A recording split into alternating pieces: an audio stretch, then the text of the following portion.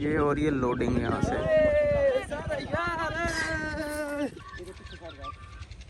ये मैं आपको आलू का साइज दिखाऊं यार, कितने बड़े बड़े यहाँ से आलू निकलते हैं, ये देखें। अस्सलाम वालेकुम दोस्तों, welcome back to another vlog. Hope so कि आप सब लोग ठीक होंगे। और आज मैं आपको दिखाता हूँ कि आप जो चिप्स खा रहे होते हैं, किसी भी शॉप पर जाते हैं, जैसे कोई भी ब्रांड की किसी भी जाते हैं, वहाँ पे चिप्स आप लेते हैं, तो वहाँ वो चिप्स कहाँ से आते हैं? बात तो सही है भाई साहब, वो यहाँ से आते हैं। जिस तरह से ये देखो, ये आप लोगों के लिए ही तैयार कर रहा हूँ, तो इसलिए आप इस चैनल को ज़रूर सब्सक्राइब करें बात तो सही है, ताकि हम इस तरह के मैं आपको व्लॉग दिखाता रहूँ कि जो कि प्रॉफिटेबल हों, जो कि सोसाइटी को बेनिफिट हो रहा हो। तो इससे बेनिफिट हो रहा है आप लोगों को। अगर ये ना होते तो आप चिप्स कैसे खाते? मैंने कुछ देखें, ये सारे यहाँ पे निकले हुए हैं और आज मौसम भी माशाल्लाह बहुत अच्छा है। ये देखें, इनको हम खुश किस वजह से कर रहे हैं, क्योंकि अगर हमने स्टोर करना हो ना, तो इसको बिल्कुल इसके ऊपर से ना, ये क्योंकि गीली मिट्टी होती है, जब इसको निकाल रहे होते हैं ज़मीन से, तो इसको खुश करना बहुत ज़रूरी होता है। अच्छा, अदरवाइज़ स्टोर में जब जाके 6-7 महीने के लिए बोरियां रखते हैं तो वहाँ पे वो गल जाते हैं। तो इस वजह से इसको इस प्रोसेस से गुजारना पड़ता है। ये देखें, ये ज़मीन से निकाल कर एक लाइन में फेंकते जा रहे हैं, दोबारा फिर ये सारे इसको इकट्ठा करेंगे और उसके फिर बोरी भरेंगे। तो ये सारा एक प्रोसेस होता है इसकी हार्वेस्टिंग का। ये मैं आपको दिखाता हूँ कि ये निकालते कैसे हैं ज़मीन से। बेसिकली ये एक बहुत हार्ड वर्किंग काम है और उसके लिए आपको ताकतवर भी होना ज़रूरी है और एक्सपीरियंस भी हो। और माशाल्लाह ये लोग काफ़ी एक्सपीरियंस है इनको। जैसे ये देखें, ये जल्दी जल्दी किस तरह से निकाल रहे होते हैं और इन्होंने दिन में 10 बोरियां 15 बोरियां निकालनी होती हैं एक बंदे ने, और फिर ये भराई करते हैं इसकी। ये देखें, और 2 बंदे वहाँ पे हैं, वो क्या वो स्पेशल बंदे हैं बकौल भाई के।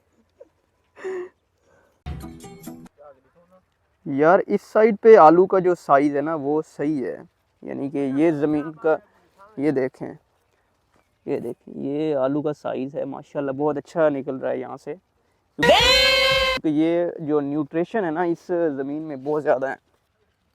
ये अब अलग कर रहे हैं, यानी कि बारीक आलू जो होता है वो अलग किया जाता है, वो दोबारा एज अ सीड के तौर पर भी यूज़ होता है, और जो राशन के लिए यूज़ होता है वो ये वाला होता है। ये देखें, इसका साइज़ चेक करें, और इस तरह से ये बोरियां भर रहे होते हैं और ये सारा प्रोसेस चल रहा होता है। इसको एज अ सीड के तौर पर भी यूज़ करते हैं। ये देखें, क्योंकि ये थोड़ा सा बारीक होता है, और जो बड़ा आलू होता है उसको सब्ज़ी मंडी में ले जाते हैं, वहाँ पे बेचते हैं, कुछ को स्टोर में रखा जाता है।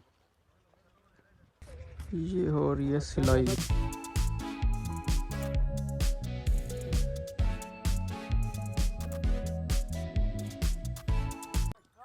ये रेवड़ चराने वाले हैं जो यहाँ पे अपनी भेड़ें चरा रहे हैं।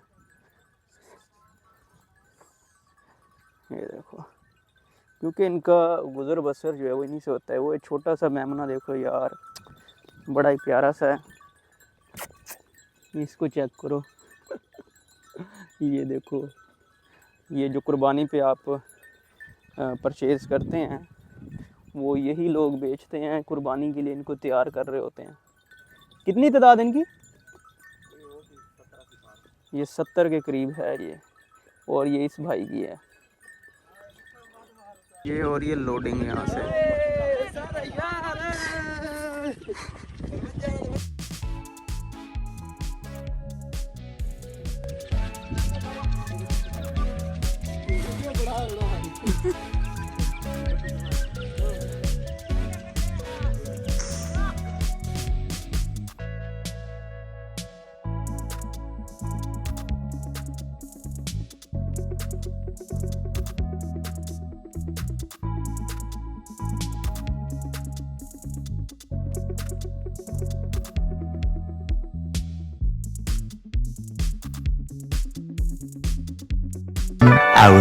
तो अभी मैं सब्ज़ी मंडी पहुंचा हूं, और ये हमारे डिस्ट्रिक्ट लिया की सबसे बड़ी सब्ज़ी मंडी है, जहां पे पूरे मुल्क से लोग आते हैं परचेज़ करने के लिए।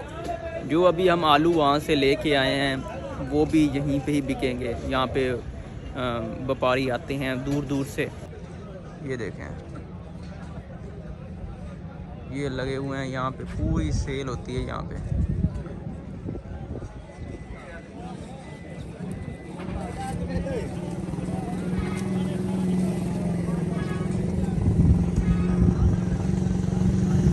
अब ये टाइम हो गया बोली का, यानी व्यापारी जो होते हैं ना वो रेट लगाते हैं। कोई कहेगा 1500 में मैं परचेज़ करता हूँ, कोई कहेगा 2000 में, कोई कहेगा 2100 में। तो इस तरह से जिसका रेट अच्छा होगा उसको दे देते हैं। आलू तो गया है यार बिक। जो रेट लगा है सबसे ज़्यादा रेट लगा है हमारे वाले का, 2050 रुपये एक बोरी का। तो यार अभी चलते हैं वापस, क्योंकि काम जो यहाँ पे मैं करने आया था वो गया कंप्लीट, और जाके देखते हैं अगर कोई बचा हुआ है तो।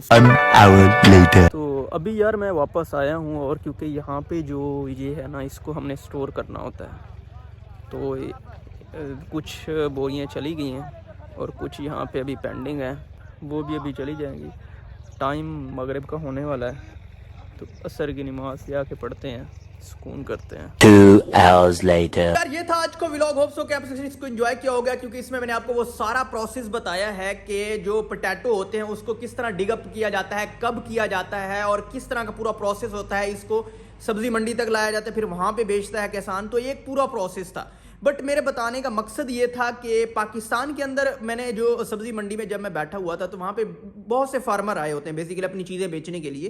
तो मैंने डिस्कस किया कि आपको किस तरह की चीज़ें हर्डल पेश आता है जहाँ पे जब आप फार्मिंग कर रहे होते हैं। तो वो उनका बेसिक कंसर्न जो था ना बेचारों का, कि यार डीजल की जो प्राइसेस हैं वो हमारी रेंज से भी ऊपर चली गई हैं, कि हमारे पास इतनी कैपेसिटी नहीं थी कि अगर हम 10 एकड़ काश्त करना चाह रहे हैं कोई भी फसल तो हम नहीं कर पाते, क्योंकि हमारे पास इतना रेवेन्यू हमारे पास नहीं था कि हम उन 10 एकड़्स को देख सकें।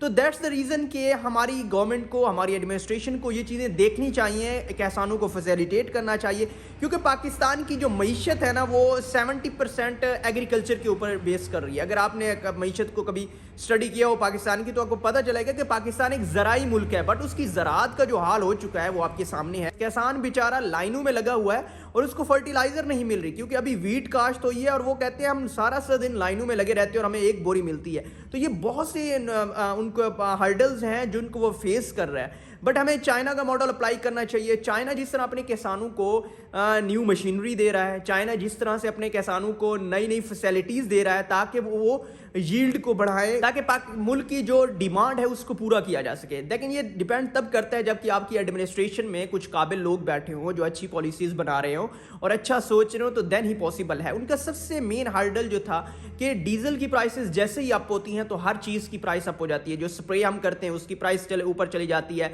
और जो हम गंदम काश्त कर रहे होते हैं उसमें डिफरेंट टाइप के जो यानी कि जो फर्टिलाइजर्स हम यूज़ करते हैं उनकी प्राइसेस अब चली जाती हैं। और फिर उनके बाद जब हम बेचने जाते हैं मंडियों में भी थोड़े से हर्डल आते हैं, लेकिन थैंक गॉड कि इस बार रेट्स कुछ अच्छे हैं जिसकी बेस पे वो हमारी वो चीज़ें जो हमने इन्वेस्ट की है अपनी फार्मिंग के ऊपर तो वो हमें आउटपुट मिल रहा है उसका। बट हमारे किसानों को फैसिलिटेट ज़्यादा से ज़्यादा करना चाहिए। उन बेचारों की मैंने जो सिचुएशंस देखी हैं, सुनी हैं, तो मुझे फील हुआ कि वाकई नहीं यार हमारी गवर्नमेंट को इनके बारे में सोचना चाहिए, ना कि खुद किसी और इनिशिएटिव की तरफ जाना चाहिए, बल्कि इनके बारे में भी साथ इनको लेके चलें, देन ही पाकिस्तान की मईशत बेटर हो सकती है। तो मेरे प्यारे प्यारे दोस्तों, इस चैनल को आपने ज़रूर सब्सक्राइब करना है। मिलते हैं नेक्स्ट व्लॉग में। ओके, अल्लाह हाफिज़।